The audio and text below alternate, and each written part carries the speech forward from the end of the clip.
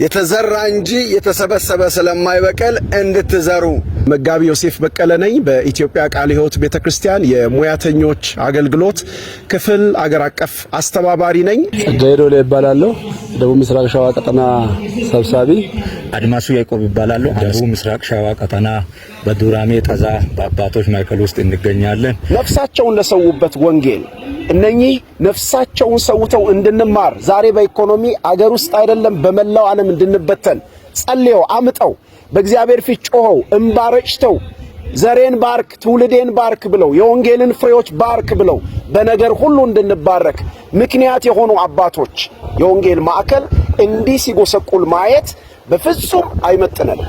እኛ በአማረ ቤት በእኛ አካውንት ላይ ብዙ እያለ ይህ የወንጌል ሥራ አካውንት ሲጎሰቁል ማየት አይመጥነንም። አባቶች የጀመሩት ሚሽነሪ የመላክ የማሰልጠን የማብቃት ይሄ ራእይ በእኛ ዘመን እየደከመ አይመጣም። በቅርብ ጊዜ አንድ ነገር ሰምቼ ነበረ። በአዲስ አበባ የአርሴማን ቤተክርስቲያን አንድ የኦርቶዶክስ አማኝ 100 ሚሊዮን ብር አውጥቶ ብቻውን አሰርቶ ለቤተክርስቲያኗ ሰጥቷል። ከወንጌል ፍሬዎች ሚሊዮኖችን የሚሰጡ ጀግኖች መኖር አለባቸው። ምክንያቱም አባቶች ተርበው ትውልዱ እንዲጠግብ እነሱ ዋጋ ከፍለው ዛሬ እኛ እንዲመቸን ምክንያት ሆኗል። በመላው ዓለም ዘና አድርጎ የሚያኖረን ይሄ ለወንጌል የተከፈለው ዋጋ ነው። የሚጠብቀን የእጃችንን ሥራ የሚባርክልን ይሄ ለወንጌል የተከፈለ ዋጋ ነው። በኢትዮጵያ ቃለ ሕይወት ቤተክርስቲያንም ኮልፌ ቃለ ሕይወት ቤተክርስቲያን ደስ የሚል ነገር ሰምቻለሁ።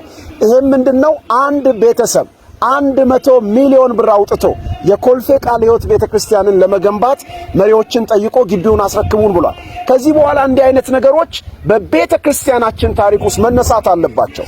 እንደ ቤተሰብ ሚሊዮኖችን የሚሰጡ ቤተሰቦች እንጠብቃለን። በዚህ ቀን ከዚህ ቀን በኋላ እግዚአብሔር በባረከን መጠን የእግዚአብሔርን ልብ የምንነካበት በዚህ 10 ወር ውስጥ የሰራችሁትና የኢትዮጵያ ቃለ ሕይወት ቤተክርስቲያን መሪ አገልጋዮችን 64ኛ ጉባኤ ለመቀበል ያደረጋችሁት ርብርብ ከዚህ ይልቅ ይደገማል የሚል ተስፋ አለን። ይህ የወንጌል ጥሪ ነው። ይህ የወንጌል ታሪክ ጉዳይ ነው። ይህ እግዚአብሔር ክብር የሚገለጽበት ማዕከል ነው። ለዚህ ማዕከል እንነሳ። ይህ ማዕከል እንደሚታወቀው በጣም ብዙ ነፍሳት እዚህ የዳኑበት ፈረንጆች መጥተው እዚህ ሳር ጎጆ ቤት ሰርተው ወንጌል ያደረሱበት ትልቅ የእግዚአብሔር ሥራ የተሰራበት ቦታ ነው። ይህ ስፍራ ከዛ ከተወሰኑ ዓመታት በኋላ ደግሞ እንደገና ተጎሳቅሎ ነበርና ወንጌል አርበኞች ልጆች እንደገና እንድንሰራራ እግዚአብሔር አቅሙንና ጉልበቱን ሰጥቶን በዚህ ሰዓት አሁን የኢትዮጵያ ቃለ ሕይወት ቤተክርስቲያን ጠቅላላ ጉባኤውን እያካሄደ ያለበትን አዳራሽ እግዚአብሔር ረድቶን እንደገናም ደግሞ በተለያየ ሀገር ላይ ያላችሁ ቅዱሳን የናንተም ድጋፍ ታክሎበት አሁን ያለበትን ደረጃ ደርሷል። ህንጻው ኦሬዲ ፊኒሺንግ ላይ አልደረሰም።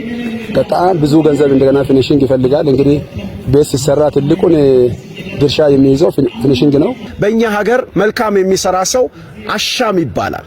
አሁን ወደ እናንተ የመጣሁት አሻም እንድትሏቸው ነው። እውነቴን ነው የምላችሁ። ወደዚህ ግቢ ብትመጡ ታዝናላችሁ። ያለውን ታሪክና አሁን ያለውን ነባራዊ ሁኔታ ይሄን ታሪክ ለመቀየር ቀጠናው ተነስቷል፣ አመራሩ ተነስቷል። ይሄንን እድል ደግሞ ማባከን የለብንም። ይሄን ጊዜ ደግሞ ማሳለፍ የለብንም። ሁላችንም መነሳት አለብን። ይሄ የኢትዮጵያ ቃለ ሕይወት ቤተክርስቲያን ብቻ ሳይሆን የወንጌላውያን አብያተ ክርስቲያናት ሁሉ ማዕከል ነው። ሁላችንም ለዚህ እንድንነሳ በዚህ ፕሮግራም በዚህ መርሃ ግብር እንድንሳተፍ ደጋግ ልቦቻችንን እጆቻችን ኪሶቻችን እንድንከፍት ጥሪ እናቀርባለን።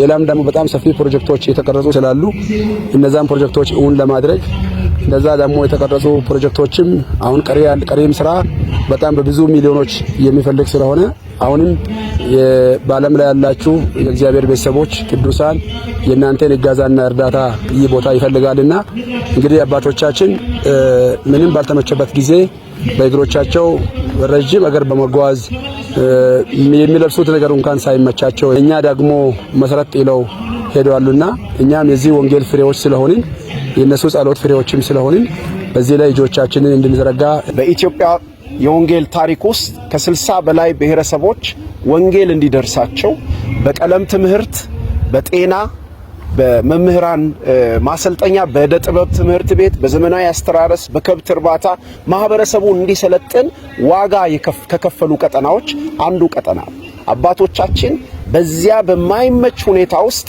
ታስረው ተገርፈው ተሰደው ተርበው ከማህበረሰቡ ተገለው በገበያ በለቅሶ በሰርግ እንዳይሳተፉ ተከልክለው በዚህ ውስጥ አልፈው የወንጌልን ብርሃን የሀገራችንንም ደግሞ ልማት የበኩላቸውን ነፍሳቸውን ሰውተው አድርገዋል። ቀጣይ ይሁድ በኢትዮጵያ መጋቢት 28 ይሁድ ቀኑ 12 ሰዓት አካባቢ የሚጀምር የቲክቶክ ፕሮግራም አለ። በዚህ በገቢ ማሰባሰቢያ ፕሮግራም ላይ ሁላችሁም እንድትሳተፉ በጌታ ፍቅር እንጠይቃችኋለን። እዚህ የተገኘሁት የኢትዮጵያ ቃለ ሕይወት ቤተክርስቲያንን 64ኛ ጠቅላላ ጉባኤ ለመታደም ነው።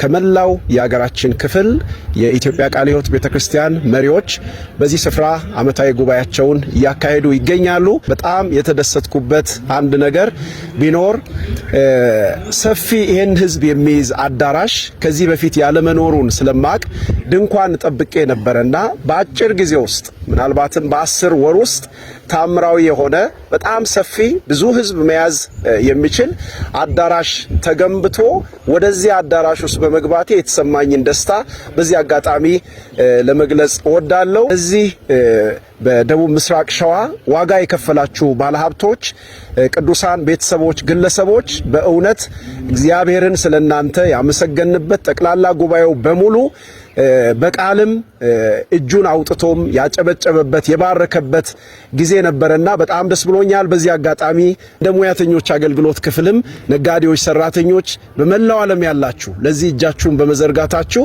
እግዚአብሔር አምላክ ይባርካችሁ ለማለት እወዳለሁ።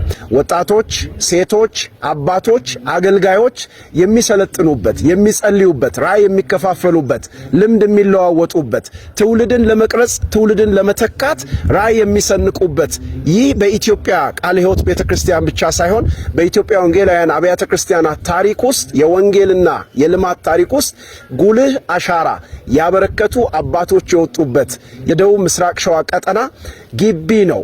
አባቶች የያዙት ግቢ ነው። ይህ ግቢ ጥቂት ሆነው የያዙት ነገን ያዩ ለትውልድ የሚያስቡ መሪዎች ያስቀሩልን ቦታ ነው። ዛሬ ግን ብዙ ሆነን ብዙ መስራት እየቻልን ማልማት ያልቻልነው ግቢ ነው። በዚህ ግቢ ላይ እግዚአብሔር ይባርካቸው አሁን ያሉ መሪዎች ሰፊ ራዕይ ሰንቀዋል። የሰራችሁትንና ያደረጋችሁት ፍሬ ከንቱ እንዳልሆነ ምስክር ለመሆን ነው በዚህ ያለሁት እና እግዚአብሔር ዘመናችሁን ይባርክ። በጣም ትልልቅ ስራዎች ተሰርተዋል። ትልልቅ ስራዎችም ሊሰሩ ታቅደዋል።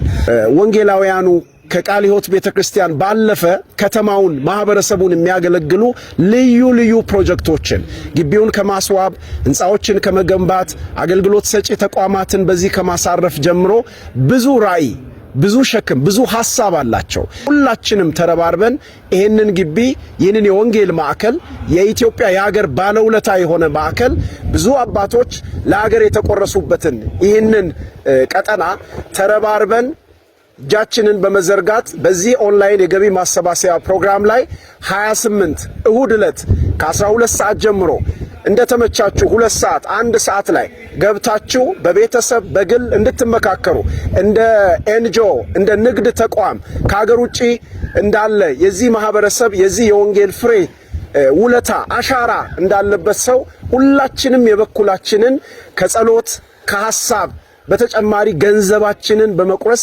እንድንረባረብ ጥሪ ለማቅረብ ነው። ለእግዚአብሔር ይሁን። እንግዲህ ባለፉት ጊዜያት በቲክታክ ላይቭ ላይ የሰራን ባለነው ስራ በዚህ ቦታ እንደ ክብር እንግዳ ተገኝቼ አይቻለሁ። ከዛሬ 25 ዓመት በፊት የመጽሐፍ ቅዱሳሁ የጀመርኩበትን ግቢ ዛሬ በእንዲህ አይነት ሁኔታ ሆኖ በማየቴ በጣም ደስተኛ ነኝ እና የሚቀጥሉትን ጊዜያት ደግሞ ሊሰሩ ያሉ ራዕዮችንም በማየቴ በጣም ደስ ብሎኛል። ዛሬ 64ኛውን የኢትዮጵያ ቃለ ሕይወት ጠቅላላ ጉባኤ እያከበርን እንገኛለን። ድሮ የሌለ ነገር አሁን በዚህ ተአምረኛው ጉባኤ ድሮ እንደዚህ አይነት ሰው ገብቶ እንግዳ ተሰብስቦ አያቅም ነበር። ዛሬ ደግሞ የተሻለ ጊዜ ሁሉ ነገር ተለውጦ እግዚአብሔር ትልቅ ስራ እየሰራ ስለሆነ አሁንም ደግሞ ስራው አልቆመም።